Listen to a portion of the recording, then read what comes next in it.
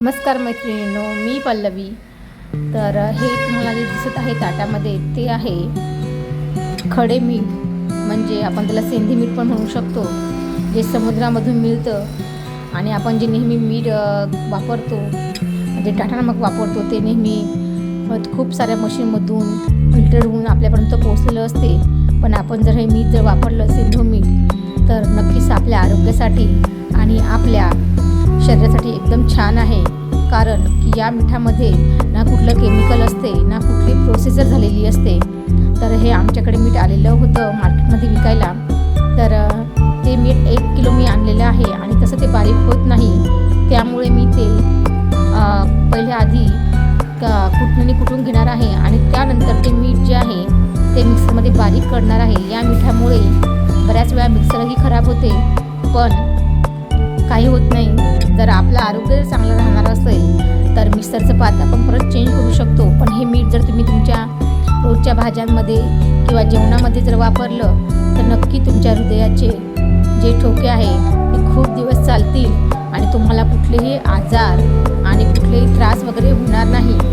तर मैत्रिणींनो, आता हे जे मीठ आहे मी नेहमीसारखंच आपल्या प्लॅस्टिकच्या पिशवीमध्ये घेतलं आहे आणि त्याला वरतून चांगलं म्हणजे ओरबाडलं, कुटून काढलं आहे.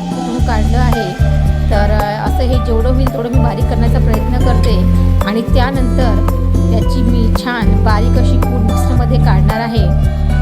तर हे जे मीठ आहे हे तुम्ही तुमच्या हिशोबानुसार जसं हवं तसं तुम्ही वापरू शकता आणि छान तुमच्या आरोग्यात, तुमच्या रोजच्या जीवनशैलीमध्ये थोड्याशा मिठाने पण खूप सारा फरक पडतो. तुम्ही थोडंसं नमक जे म्हणतो आपण, नमक हे स्वादानुसार, तसं तुम्ही तुमच्या जे आहे मीठ तुमच्या आवडीनुसार टाकू शकता आणि तुम्ही त्याचा आस्वाद घेऊ शकता. तुमच्या आरोग्यासाठी मस्त असं बेनिफिट आहे. म्हणजे मीठ ते तुम्हाला चांगलं आरोग्य देतं, चांगलं शरीरयष्टी देतं आणि मेन म्हणजे दीर्घायुष्य होण्यासाठी मदत करतं. तर असं हे मीठ नेहमी तुम्ही वापरा तुमच्या जेवणामध्ये. आणि प्रत्येक गावात आणि गावात ही माणसं येतात आणि त्याचा आपल्याला फायदा किती घ्यायचा आपण ठरवायचं. कारण की आपण नेहमी केमिकलयुक्तच मीठ वापरत असतो, फिल्टर केलेलं मीठ वापरत असतो. त्यामुळे आपल्या बऱ्याचशा गोष्टीचे नुकसान होते.